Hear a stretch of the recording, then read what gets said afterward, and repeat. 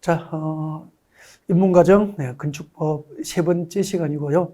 자, 우리는 앞 시간에 건축법 적용 행위, 건축 행위, 그리고 건축 행위에 대해서 신축, 정축, 개축, 재축, 이전에 대해서 이제 학습을 했고요. 자, 이번 시간은 건축법 적용 행위 두 번째 이야기입니다. 대수선하고 그리고 용도 변경 행위를 학습할 수 있도록 준비를 하겠습니다. 자, 대수선. 첫 시간에 이제 잠깐 용어 설명 드렸었잖아요. 건축물을 일반적으로 수선합니다. 뭐 창문을 이제 유리가 깨져서 창문을 교체했다. 이런 것은 뭐 건축법 적용을 해서 허가를 받아라, 신고해라 이렇게 규제하지 않아요. 건축주가 임의로 할 수 있죠. 그죠? 페인트 칠도 뭐 임의로 할 수 있고 내 건물이니까. 근데 수선하는데 크게 하는 거예요. 크게 수선하면은 건축물의 구조 안전상 문제가 유발될 수도 있고, 잘못 수선하면은 그 건축물을 이용하는 사람의 안전을 위협할 수도 있잖아요. 그래서 그 건축법이 만들어진 제1의 목적이 건축물을 이용하는 사람의 안전을 확보하기 위해서 만들어진 법이에요. 그러면 그 입법 목적을 생각해 볼 때, 건축물을 크게 수선할 때 사고가 날 수 있으니까, 허가를 받거나 신고를 하도록 해서 안전의 요건을 갖췄을 때만 건축주에게 대수선 행위를 할 수 있도록 법을 만든 거예요. 자, 그러면은 우리 건축법상 대수선 행위는 어느 정도 크게 건축물 수선의 대수선인지 그 기준이 명확해야 되잖아요. 그래서 동그라미 1번부터 8번. 이 동그라미 1번부터 8번에 해당하는 행위를 무슨 행위라고 합니까? 대수선 행위라고 기준을 정해 놓은 거예요. 그것을 잠시 뒤에 암기할 거라는 거죠. 이해가 되죠? 그러면은 이 동그라미 1번부터 8번에 해당하는 대수선, 건축물을 크게 수선하는 행위를 하면은 건축법 적용을 받기 때문에 허가를 받거나 신고를 하고 이 행위를 할 수 있는 거예요. 그러면은 허가 신고 없이 이 행위를 하면은 건축법을 허가 신고하지 않고 대수선 행위를 하면은 처벌을 하는 거예요, 처벌을. 그렇게 해서 이제 안전한 기준에 맞도록 대수선 행위를 할 경우에만 허가를 하거나 또 할 수 있도록 신고를 수리해 주는 거예요. 자, 그러면은 어느 정도 건축물을 크게 수선해야 대수선일까? 같이 보겠습니다. 내력벽. 아까 내력벽은 콘크리트 구조로 된 철근이 들어가는 콘크리트 구조로 된 단단한 벽이 내력벽이라고 했잖아요. 그래서 우리가 기둥을 머리로 탁 박았을 때 시멘트 벽은 아프잖아요. 내력벽이에요. 근데 이렇게 옆에 강의실하고 이 강의실을 구분하기 위한 이 칸막이 벽은 콘크리트 구조로 된 벽이 아니잖아요. 이런 벽은 비내력벽. 콘크리트 구조로 된 단단한 벽은 내력벽이라고. 그 콘크리트 구조로 된 내력벽을 증설하고 해체하거나 그 벽면적, 내력벽의 벽면적 30제곱미터 이상을 수선 또는 변경하면 대수선 행위인 거예요. 그러면은 내력벽은 뭐죠? 콘크리트 구조로 된 벽이잖아. 그럼 이런 경우죠. 여러분 아파트 사용승인 받고 입주했어요. 사용공사 받고 입주하고 10년 경과. 이제 입주 10년 지난 아파트예요. 그러면 이제 건물이 좀, 이제 노후화가 시작이 될 때쯤 됐죠. 자, 그런 아파트를 사서 입주를 한 거예요. 그러면 이제 내부 수리를 좀 하잖아. 이제 10년 지난 아파트 사가지고 들어가려니까 뭐 다시 이제 내부 수리를 하는데, 수선하죠. 수선행위를 하는데, 그때 그 아동방을 확장한다든지 거실을 확장하는 경우가 있잖아요. 그때 콘크리트 구조로 된 벽을 해체하면은 무슨 행위가 되죠? 대수선 행위가 되기 때문에 임의로 해야 됩니까? 허가 받아야 됩니까? 허가를 받든지 신고 대상이라면 신고를 하고 그 행위를 해야 되는 거죠. 근데 그 거실을 확장하면서 콘크리트 구조로 된 벽을 해체를 했는데 허가 신고 없이 해버린 거예요. 그럼 이웃집이 이사 온다고 떡 돌리면은 그 아동방 확장 공사한다고 고발하고 하지 않잖아요, 잘. 엘리베이터에서 만나야 되고 같이 살아야 되니까. 그래서 무사히 허가나 신고 없이 불법으로 내력벽을 아동방 확장하고 내력벽을 해체해서 거실을 확장한 거예요. 근데 지진이 나가지고 건축물이 붕괴가 되려고 해요. 그러면 이제 수사를 하겠죠. 붕괴 원인을. 지진만 원인인지 부실공사가 원인인지 그죠? 불법 행위가 이루어졌는지 거실을 하겠죠. 이 정도의 규모의 지진으로 이 건물이 무너질 수가 없잖아. 그래서 하긴 했는데 내력벽 해체 흔적이 있는데 구청에 허가나 신고 서류가 없는 거야. 그러면 허가 신고 없이 내력벽 해체가 있었죠. 불법 행위를 한 자에게 건축물 붕괴에 대한 일단의 책임을 형사상, 민사상 책임을 물을 수 있는 거예요. 그래서 나중에 이제 10년, 20년 지난 아파트 입주하면서 거실 확장하고 내력벽 해체를 할 경우에는 허가를 받거나 신고하고 하라는 거죠. 그래야 차후에 건축물의 붕괴 등 안전상 문제가 유발됐을 때 불법 행위가 있는지 조사할 때 그 책임을 내가 면할 수 있게 되니까 이런 것을 공인중개사는 입주 과정에서 설명을 해야 되잖아요. 그죠? 이 아파트는 사용승인 받고 즉 사용검사 받고 중공사 받고 15년 경과된 아파트인데 일부 수선을 하고 들어가실 겁니까? 물어보시고 네, 이렇게 거실 확장까지 내력벽 해체가 수반된다면은 이런 행위는 구청에 허가를 받거나 신고하고 하셔야 된다라고 중개 대상으로 확인 설명을 하셔야 된다는 걸 실무에서. 그래서 배우는 거예요. 아, 내력벽, 콘크리트 구조로 된 벽을 정설 해체하면 대수선이고 또 그 벽 면적 30제곱미터 이상을 수선 변경한 행위로 대수선이고. 그럼 봐요. A이거나 B이다. 여기서 문장이 끝난 거잖아. 그러면 내력벽을 정설 해체하면 무조건 대수선이에요. 그리고 그 내력벽의 벽 면적을 30제곱미터 이상 수선 변경한 행위도 대수선이죠. 그러면은 수선 변경만 얼마 이상? 30제곱미터 이상, 30제곱미터 이상을 수선 변경해 대수선이고 정설 해체는 뒤에 30하고 관계가 없잖아요. 시험 문제 이렇게 나왔단 말이야. 내력벽의 벽면적, 내력벽의 벽면적 10제곱미터를 해체하면 대수선이다. 오 믿겠습니까? 오잖아요. 정설하고 해체는 뒤에 30제곱미터가 아무 상관없는 거야. 내력벽을 정설 해체하면 대수선이다. 여기서 문장이 끝난 거예요. 근데 자꾸 수험생들은 숫자만 외우다 보니까 30만 기억하는 거야, 30만. 그렇게 해서 내력벽의 벽면적 10제곱미터의 해체는 대수선이다를 X라고 하는 거예요. 그래서 틀리는 거예요. 수선 변경은 내력벽의 벽면적을 수선 변경할 때는 벽면적 30제곱미터 이상을 수선 변경해 대수선이고 정설하고 해체는 수치와 관계없이 무조건 대수선 행위가 되는 거야. 5제곱미터를 해체하든 10제곱미터를 해체하든 20제곱미터를 해체하든 아셨죠? 그래서 이런 것이 실수하지 않아야 된다는 거죠. 원리가 똑같다고. 기둥을 정설 또는 해체하면 대수선이죠. 개수하고 상관없어. 한 개를 해체하든 두 개를 해체하든 세 개를 해체하든 정설 해체하면 대수선이에요. 근데 기둥을 3개 이상 수선 또는 변경해도 되는 거. 수선 변경은 몇 개 이상? 3개 이상. 그럼 시험에서 기둥을 2개 수선하면 대수선이다. 오 믿겠습니까? X. 수선은 몇 개 이상? 3개 이상. 근데 기둥을 1개 해체하면 대수선이다. 오 믿겠습니까? O가 되는 거라고.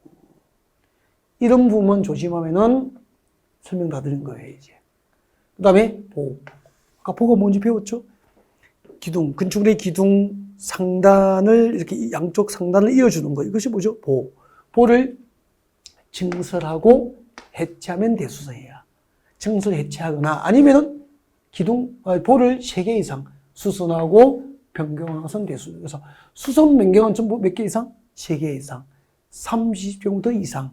개수를 따지고 증설 해체는 숫자나 면적 규모와 상관없이 전부 대수선이 됩니다. 지붕틀을 증설 해체하거나 지붕틀을 3개 이상 수선 변경하는 대수선 이렇게 되죠. 그래서 일정은 이거 규칙만 이제 이해를 하시면 나머지는 암기하시면 돼요. 그래서 일단 여기까지 입문과정은 맛보기로 해드리겠습니다. 자, 지금까지 대수선이었습니다. 그래서 건축법 적용을 받은 행위, 건축 행위를 건축주가 하거나 건축주가 내 건물을 대수선하는 행위를 하거나 하면 건축법 적용을 받기 때문에 건축 또는 대수선은 허가를 받거나 신고하고 행위를 해야 된다. 허가받지 않고 다음에 행위를 하면은 불법으로 대수선 행위를 했기 때문에 처벌 대상이 된다. 그렇게 하면 됩니다. 네. 다음에 이제 또 중요한 거 나왔어요. 중요한 게 용도 변경이죠. 용도 변경. 지금 그 학원 같은 경우에는 여러분 교육 연구 시설이에요. 학원은 여러분이 지금 공부를 하는 그 공인중개사 학원은 대개 이제 교육 연구 시설로 건축구상 용도가 분류돼요. 분류되는데 이제 학원의 대표님이 옆에 빌딩을 돈을 많이 벌어서 옆에 빌딩을 사서 이전해 버리면은 이게 임대가 나올 수도 있잖아요. 학원으로 쓰던 교육 연구 시설을 이제 건축구상 용도가 교육 연구 시설인데 누군가가 이 건물을 이제 다시 임차를 해서 여기다가 나이트클럽을 하고 싶어요. 나이트클럽을. 그러면은 나이트클럽은 위락시설이에요. 그래서 교육연구시설을 위락시설로 용도 변경할 때는 용도 변경 허가를 받고 해야 되는 거죠. 이렇게 사용승인, 우리 건축부에서는 준공검사를 사용승인이라고 합니다. 사용승인. 주택권 사용검사 나중에 배워요. 아무튼 건축법상 사용승인 받은 용도를 건축물의 용도를 변경할 때는 건축주가 내 건물이지만 마음대로 못해요. 건축법 증인을 받기 때문에 용도 변경을 하는 방법은 세 가지가 있습니다. 허가를 받고 내 건축물의 용도를 변경하거나 허가를 받고 하거나 아니면 용도 변경을 신고하거나 다시 설명할 거예요. 어떤 경우에는 용도 변경 허가를 받고 어떤 경우에는 용도 변경 신고를 하는지 다시 설명할 거예요. 그 다음에 또 건축물의 용도 변경 방법 세 가지가 있습니다. 건축물 대장. 구청에 가면은, 네, 시군구, 시청, 군청, 구청에 가면은 건축물 대장이 있습니다. 건축물 대장 기재사항, 건축물 대장 기재사항 변경, 기재사항 변경 신청을 하고, 네, 용도 변경 할 수 있죠. 그래서 건축상 건축물의 용도를 변경하는 방법 모두 몇 가지가 있죠? 세 가지.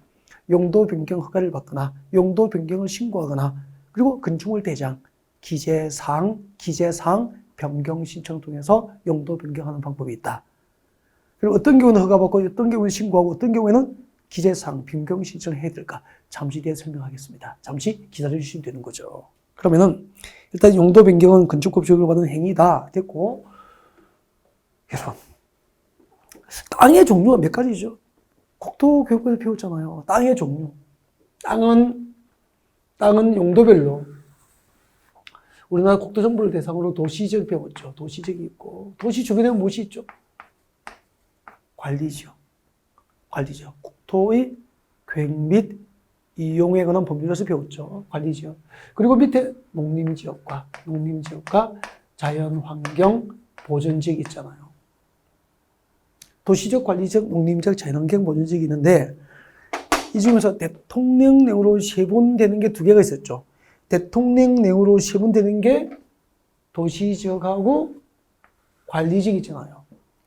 도시지역은 주거지역, 상업지역, 공업지역, 녹지지역, 주상공독으로 세분되고 이 주상공독이 다시 세분되면 도시지역 안에 16개의 용도지역이 있을 거예요. 관리지역이 세분되면 보전관리, 생산관리, 계획관리 3개, 농림적 자연환경 보전을 위해서 도시적 밖에 5개 해서 우리나라 국토 전부를 대상으로 도시적 안에 16개, 도시적 외의 지역에 5개 그렇게 해서 우리나라 국토 전부를 대상으로 지정되는 용도별 땅의 종류는 몇 개가 되는 거죠? 21개가 되는 거죠. 땅은, 토지는 용도별로 21개의 용도로 땅의 쓰임새가 구분되어 있는 거예요. 이런 용도 지역을 새로 지정하거나 지정된 용도 지역을 변경할 때는 도시군 기본계획입니까? 도시군 관리계획입니까? 네, 도시군 계획 중에서 도시군 관리계획으로 정책을 입안을 해서 정책을 결정합니다. 라고 배우신 거죠. 아, 그렇구나. 네. 그 다음에 건축물이죠, 이제. 그래서 국토교육법상 땅의 종류는 용도별로 21개가 있고요. 건축물의 종류는 용도별로, 건축물을 용도별로 단독주택, 공동주택, 제1종 근린생활시설, 제2종 근린생활시설, 문화묘 집회시설 이렇게 쭉 나가서 야영장시설까지 건축물의 종류는 용도별로 몇 개가 있다? 29개가 있는 29개. 건축물의 종류를 용도별로 구분해서 정한 게 뭐죠? 용도 분류. 건축물의 종류를 용도별로 구분하여 나눈 것을 뭐라고 하죠? 용도 분류. 몇 개가 있죠? 29개의 용도로 분류되고 있다 이 말이에요. 건축물의 종류를 유사한 구조, 이용 목적, 형태별로 묶어서 분류한 것을 용도 분류라고 합니다. 쉽게 얘기해서 건축물의 종류를 용도별로 구분하여 정한 게 용도 분류고 몇 개? 29개의 용도로 분류되고 있습니다. 그 29개의 용도별 건축물의 종류는 잠시 뒤에 볼 거예요. 이런 것도 입문 과정이 아니면은 이런 여유를 가지고 그 건축물의 용도별 건축물의 종류를 여러분에게 소개할 기회가 많잖아요.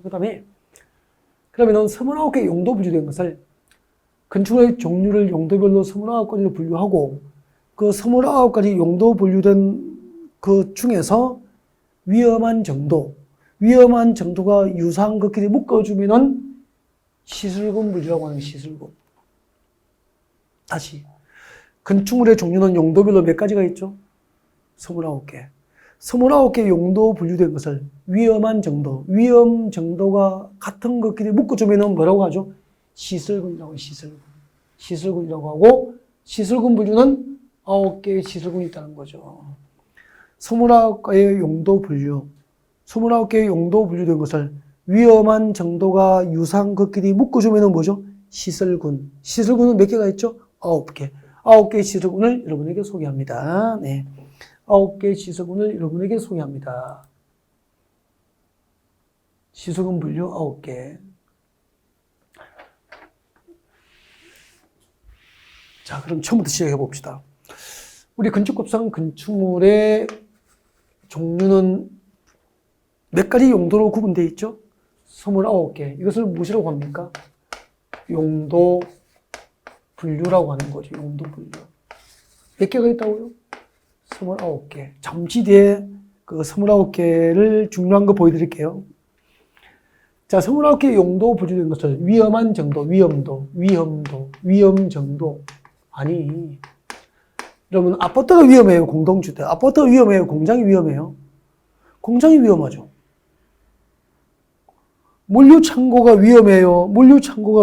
학교가 위험해요? 물류창고가 더 위험하죠. 학교가 위험해요? 백화점이 위험해요? 백화점이 위험하죠. 그 위험 정도에 따라서 위험 정도가 같은 것끼리 묶어주는 거야. 이것을 뭐라고 하죠? 시설군이라고 합니다. 시설군은 몇 개가 있다고요? 9개. 9개의 시설군이 있는 거예요. 9개의 시설군이 있다. 그렇게 되는 거예요. 그 9개의 시설군은 이렇게 옵니다. 자동차 관련 시설군, 산업 등 시설군, 전기통신 시설군, 문화집회 시설군, 영업시설군, 교육복지시설군, 근린생활시설군, 주거업무시설군, 그 밖의 시설군. 그렇게 해서 머리 글자 따서 이거 제일 마지막은 두 번째 글자 따서 자산 전문 영교 근주박 그렇게 옵니다. 자산 전문 영교 근주박 이렇게 오서 근데 자산 전문 영교 근주박이잖아요. 이걸 10월 말에 시험을 봐요. 7, 8월 달에 이제 기본 이론 과정이 5, 6월에 끝나면은 7, 8월에 실전 문제풀이를 합니다. 문제풀이를. 그때까지도 자산 전문, 시설군 분류를 어떻게 했죠? 그러면 이제 이건 말씀을 해요, 다. 자산 전문, 영교, 근주박 이렇게 해요. 해놓고 이게 뭐죠? 물으면 대답을 잘 못해요.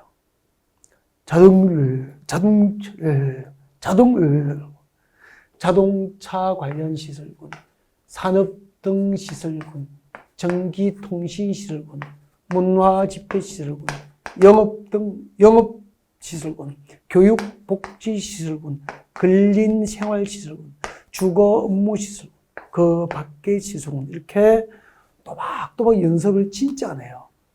그 어떻게 시험이 되겠냐고. 시험이 10월 달인데 9월 달까지도 이걸 못 외우신 분이 많아요. 어떻게 시험장에 부끄러워서 가는지. 진짜. 지금 하지, 지금. 이걸 내일모레 시험인데 이거 암기하고 있을 수는 없는 가장 기본이니까 입문 과정에서 하는 거예요.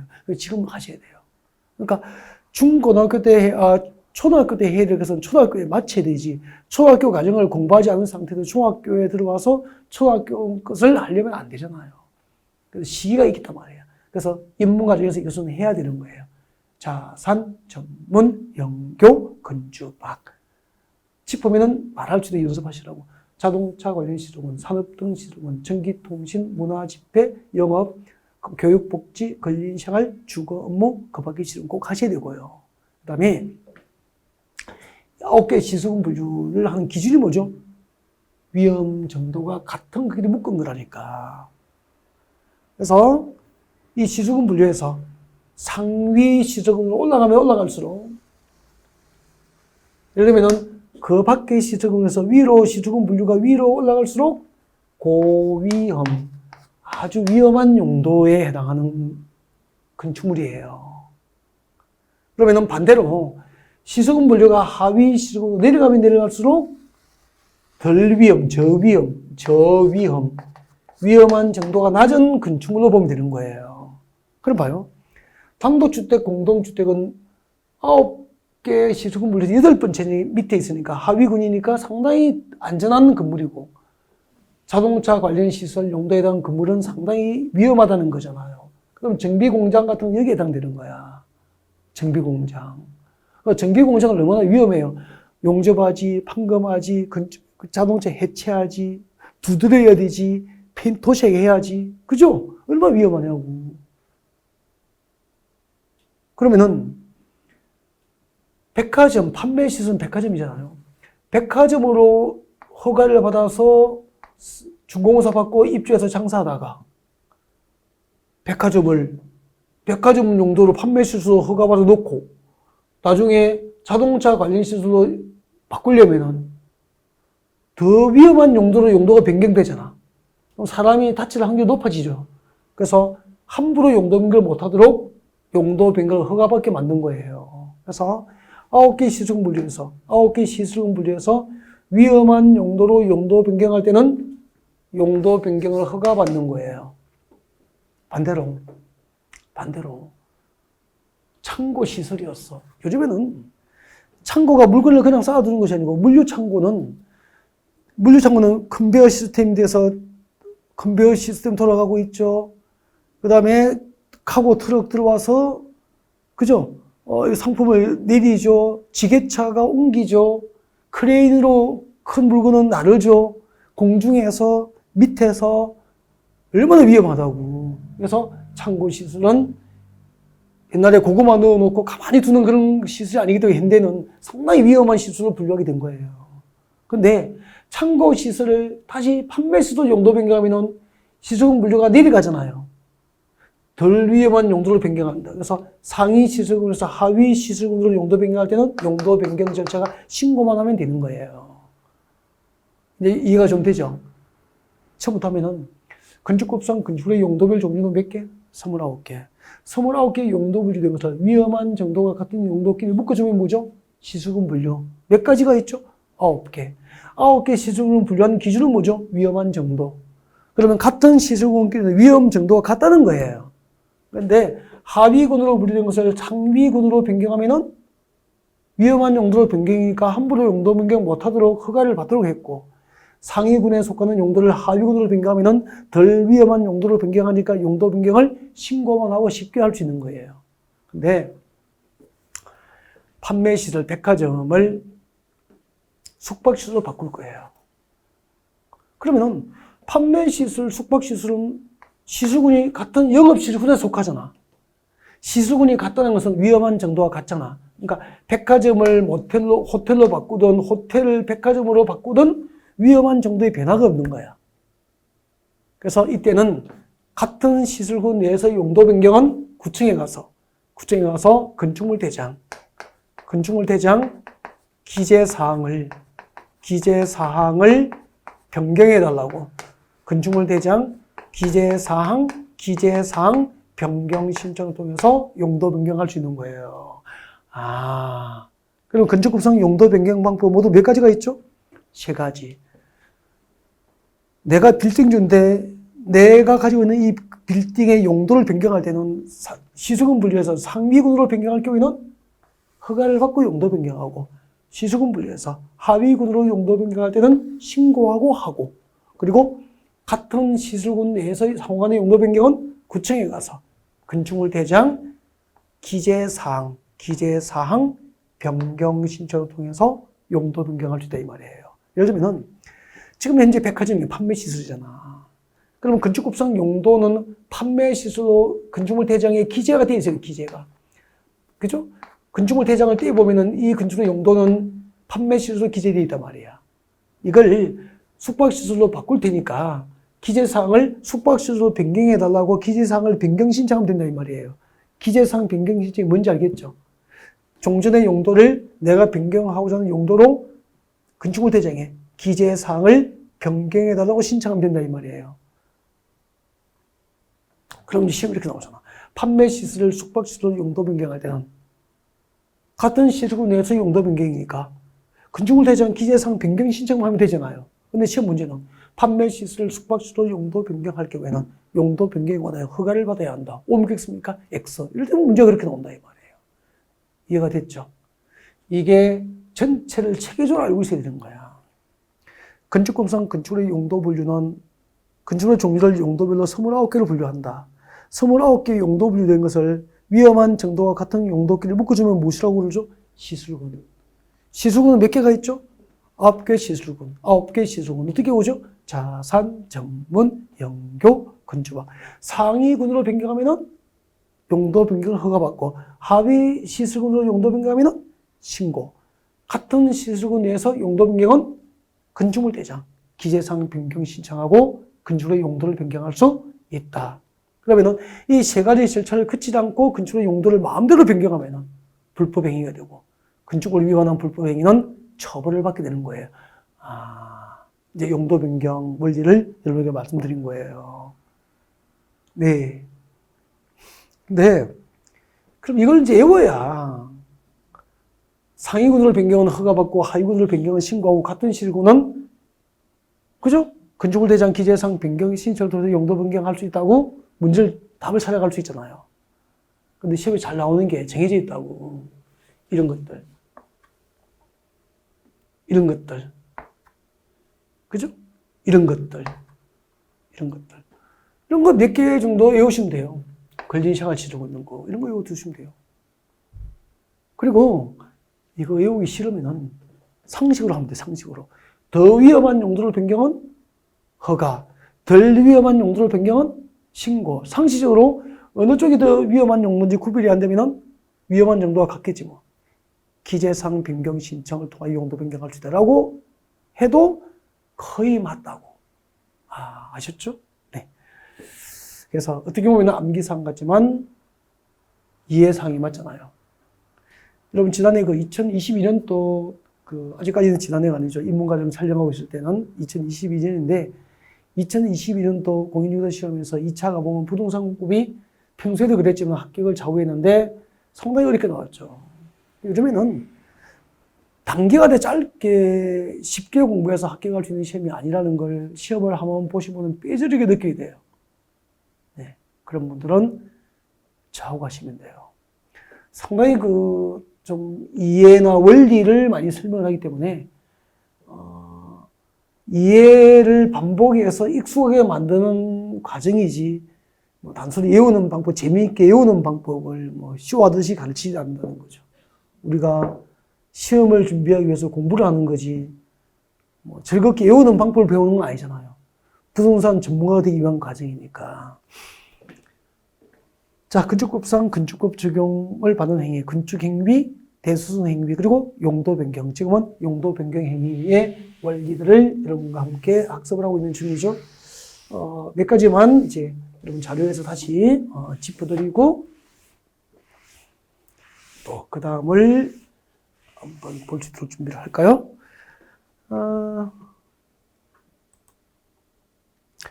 용도 변경 방법 다 설명드렸잖아요. 건축법상 건축물의 용도 변경하는 방법. 여기 보십시오.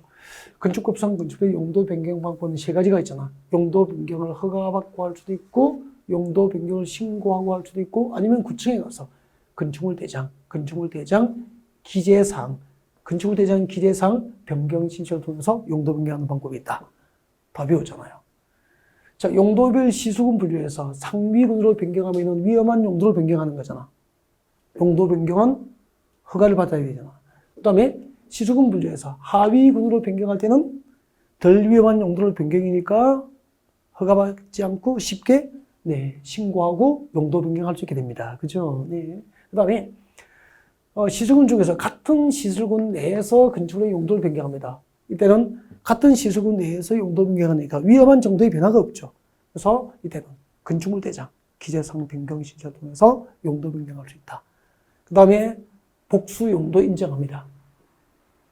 무슨 말이냐면은 빌딩이 있으면은 1층에는 자동차 전시장이 현대자동차, 기아자동차 이렇게 그죠? 이렇게 자동차 판매 영업소가 들어올 수 있잖아요. 그죠? 2층에는 미용실이 들어올 수도 있잖아요. 3층에는 운동시설이 헬스장, 운동시설이 들어올 수도 있잖아요. 이렇게 하나의 건축물에 2개 이상의 용도로 건축 허가를 신청하든지 건축 신고하고 건축이 가능하고요. 용도 변경 허가나 신고를 신청할 수 있다 이 말입니다. 이제 복수 용도가 뭔지 알겠죠? 하나의 건축물에 2개 이상의 용도를 허용한다는 뜻이에요. 읽어볼까요? 복수 용도로 건축허가 신청 등 건축주는 건축의 용도를 복수로 하여서 하나의 건축물에 2개 이상의 용도로 하여서 건축허가, 건축신고, 그리고 용도 변경 허가나 용도 변경 신고, 건축물 대장 기재 내용 변경 신청은 법상 가능하다. 이해가 되죠? 그 다음에 허가구조는 복수의 용도가 건축법과 또 관계 분명히 정한 건축 기준과 입지 기준 등에 모두 적합한 경우에 한정하여 다음의 국토교통운행위 정황에 따라서 복수 용도를 허용을 허가구조는 할 수 있습니다. 복수 용도로 건축허가 신청이나 건축 신고, 또 용도 변경 허가나 용도 변경 신고 등이 가능하고, 그 다음에 허가구조는 일정 기준에 맞는 경우 복수 용도를 허용할 수 있다. 그런 뜻입니다. 네. 자, 그 다음에 이제, 이거, 아까 우리 그 건축부상 건축의 용도별 종류가 몇 가지였죠? 29개. 그 29개 용도별 건축의 종류예요. 그래서 우리 건축부상 건축의 용도 부지는 단독주택 용도가 있습니다. 단독주택 용도가 있고, 그 다음에 이제, 단독주택에는 단독주택, 그 다음에 다중주택, 다가구주택, 단독, 다중, 다가구, 그리고 공간은 단독주택이에요. 그래서 단독주택의 종류, 다중주택, 다중주택,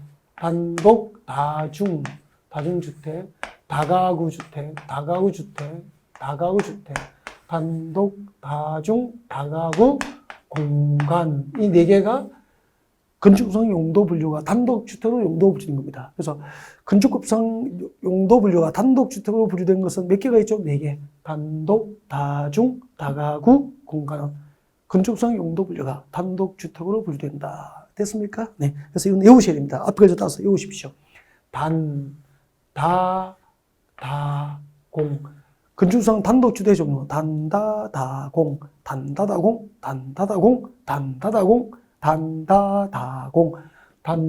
다중, 다가구, 공간. 중요하진 않고요. 기본적으로 암기했으면 좋겠고, 공간이 뭐죠? 한자로 적어서 눈치채셨죠? 네. 공간은, 예를 들면은, 이 외국 공간을 뭐예요? 외국 공간. 주한미국 대사관, 서울의 각국 대사관이나 또 주요 도시의 영사관이 있잖아요. 그죠? 영사관 등이 들어가 있죠. 이것은, 공간이고, 이 외국 공간은 건축구상 용도 분류가 업무시설이 아니고 단독주택으로 분류되니까 중요하잖아요.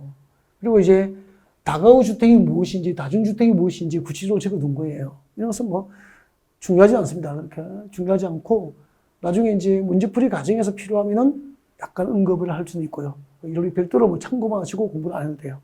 그래서 여기서 하실 것은 건축법상 단독주택으로 용도가 보유된 건축의 종류 정도 기억합니다. 단독, 다중, 다가구, 공간. 건축상 용도 분류가 단독주택입니다. 그 다음에 공동주택입니다. 공동주택. 자, 건축상 공동주택에는 아연, 아파트, 연립주택, 아파트, 연립주택, 그 다음에 아연, 아파트, 연립, 다세대, 기숙사. 그래서 공동주택은 아연, 단독주택은 단다다공. 아연다기가 뭐죠? 아파트, 연립, 다세대, 기숙사는 건축상 용도 분류가 공동주택으로 분류됩니다. 이거 알고 있어야 되고요. 그런데 이제 기숙사는 건축법상 용도 분류는 공동주택으로 용도 분류되지만 나중에 다음 주에 주택법에 가면은 기숙사는 준주택이고요. 공동주택에 해당하지 않아요. 그래서 건축법상 공동주택으로 용도 분류된 것이 전부 주택법상 공동주택이 되는 것은 아니기 때문에 이제 그것을 구분하기 위해서 일단 건축법에서 공동주택의 종류는 알고 있어야 되고요. 그 다음에 아파트 연립 다세대 주택이 무엇인지는 주택법에서도 설명이 필요하거든요. 그래서 여기서 꼭 설명을 드리고 가야 돼요. 다음 주에 설명 안 하려고. 다음 주에 주택법에서 더 중요한 용어가 많으니까. 그러면은 아파트가 뭘까? 주택으로 쓰는 층수가 5개층 이상인 주택을 아파트라고 그래요. 이 법으로 제기된 개념이야. 그러니까 아파트가 뭐죠? 아파트가 뭐 아파트입니다라고 하면 안 되고요. 주택으로 쓰이는 층수가 5개층 이상인 것은 아파트가 되는 거예요. 주택으로서 5층인 건축은 아파트이다. 오 믿겠습니까? 다시. 주택으로서 5층인 건축물은 아파트이다. 잠깐만요. 이 주택이고요. 하나, 둘, 셋, 넷, 5층이잖아. 주택으로서 5층인 것은 건축물이다. 주택으로서 5층인 건축물은 아파트이다. OX? X죠. 주택으로 쓰이는 층이 몇 개? 5개층 이상인 것을 아파트라 그래요. 그러면은 이것은 주택이 5층은 맞는데 1층이 기둥만 있어. 우리 원룸 같은 거 보이는 주차장이나 출입통로로 건축을 출입통로로 활용하기 위해서 1층이 기둥만 있는 거 보셨죠? 이것을 무슨 구조라고 그래요? 필로티 구조라고 그래요. 필로티 구조라고 합니다. 필로티 구조. 그리고 여기는 이제 주차장이라든지 건축물의 출입 통로로 쓴단 말이야.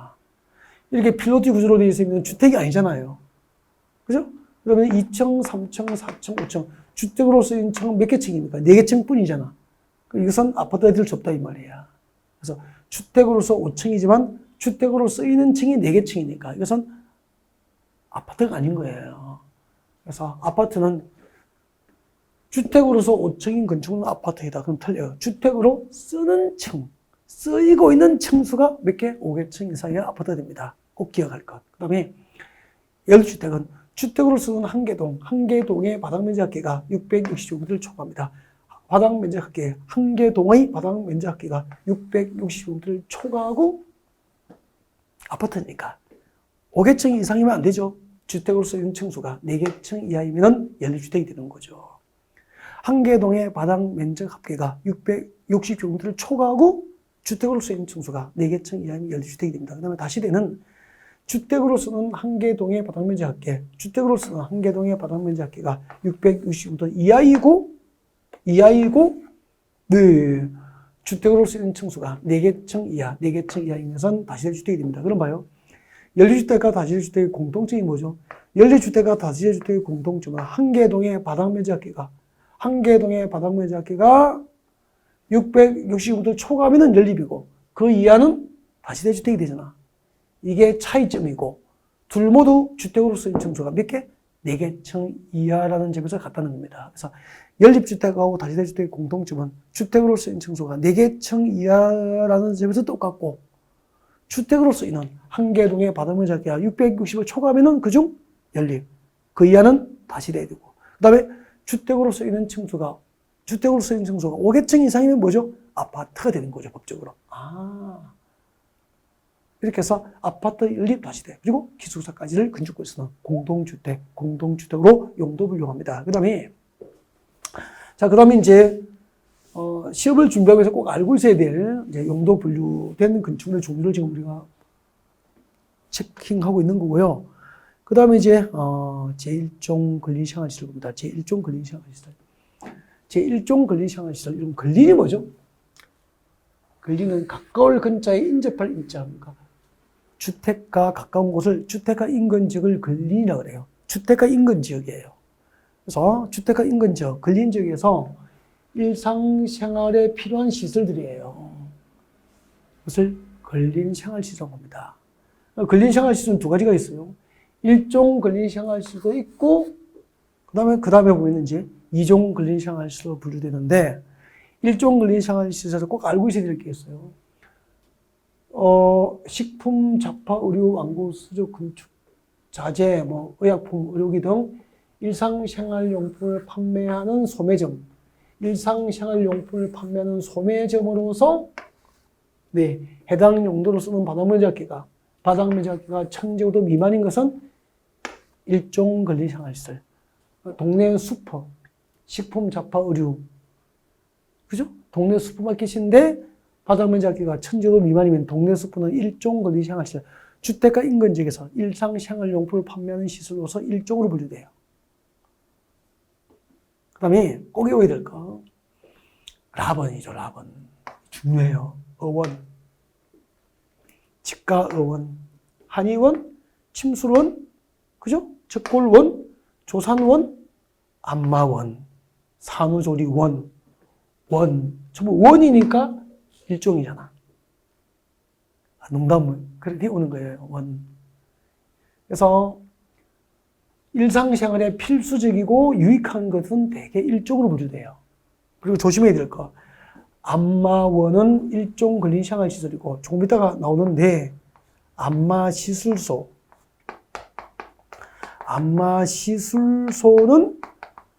2종 근린생활시설이에요. 일상생활에 필요하지만 필수적이지는 않다고 해서, 일상생활에 반드시 필요하고, 유익하면은 1종으로 분류하고, 일상생활에 필요하지만 반드시 필요하지는 않고 덜 유익하면 2종으로 분류하거든요. 꼭 기억했으면 좋겠습니다. 나머지 참고하시면 되고, 그 다음에 다 어원이잖아. 어원급. 나중에 병원급은요. 어원, 직가의원, 한의원, 침술원, 적골원 이런 것은 건축상 용도 분류가 의료시설이 아니에요. 의료시설 용도가 아니고 제1종 근린생활시설로 분류되니까 중요하다 이 말입니다. 이것을 의료시설이라고 하면 다 틀려버려요. 알겠죠? 그래서 중요하다고. 그 다음에 쭉 보시고 자본에 해야 돼. 자본에 보시면은 금융업소 사무소, 부동산 중개 사무소 얘기 있잖아요. 우리는 시험에 나오지 않더라도 상식으로 알고 있어야 되지. 부동산 중개 사무소로서 바닥면적합계가 30제곱미터 미만인 것은 일종 근린생활시설입니다. 부동산 중개 사무소 중에서 바닥면적합계가 30제곱미터 미만이면은 일종 근린생활시설. 30제곱미터 이상부터 50제곱미터 미만까지는 2종 근린생활시설이 되는 거예요. 알고 있어야 됩니다. 자, 2종 봅시다. 2종 근린생활시설 보겠습니다. 2종 근린생활시설 분류된 거. 2종 근린생활시설. 2종 근린생활시설 좀 중요한 거. 쭉 보시고. 중요한 거. 그렇죠. 2종 근린생활시설 중요한 거 많이 나오나? 일반 음식 먹고, 물고, 동물병원은 2종 근린생활이 중요해요. 원래 병원급은 의료시설인데, 동물병원은 2종 근린생활시설, 의원급은 1종 근린생활시설. 알겠죠? 네, 중요해요. 그다음에 뒤쪽 보시고 부동산 중개사무소로서 아까 바닥면적가 30제곱미터 미만까지는 1종이고 30제곱미터 이상부터 500제곱미터 미만까지는 2종을 시행할 수 있어요. 부동산 중개사무소로서 바닥면적가 30제곱미터 이상부터 500제곱미터 미만까지는 2종을 시행할 수 있어요. 아셨죠? 네. 그 다음에 2종 권리시장 시설 중에서 중요한 거 지금 체킹을 해드리고 있죠. 아까 단란 추정. 2종 권리시장 시설 단란 추정. 단란 추정으로서 바닥면적기가 150제곱미터 미만인 것은 2종 권리시장 시설. 안마시술소, 노래연습장. 그래서 일반 연습장 먹고 마시고 울고 장의사 울고 그 다음에 안마 받고 노래하고 뭐 이런 것은 2종 권리시장 시설로 분류합니다. 네, 2종 권리시장 시설 중요한 거 체킹해 드릴 거예요. 그 다음에 이제 문화및 집회시설에 뭐 꼭 찍어 드릴 건 없습니다. 참고로 쭉 보시면 돼요. 뭐 암기를 안 하셔도 될 것 같고 문화및 집회시설 참고로 보시고요. 네, 여기까지만 일단은 중요한 거 몇 가지를 체크해 드렸고요. 우리 건축법상 용도 변경. 그래서 건축법 적용 행위, 건축법 적용 대상물까지 이제 진도가 다 나간 거예요. 네, 건축법 적용 대상 지역부터 이제 또 다음 시간에 계속하겠습니다. 이번 시간은 여기까지입니다.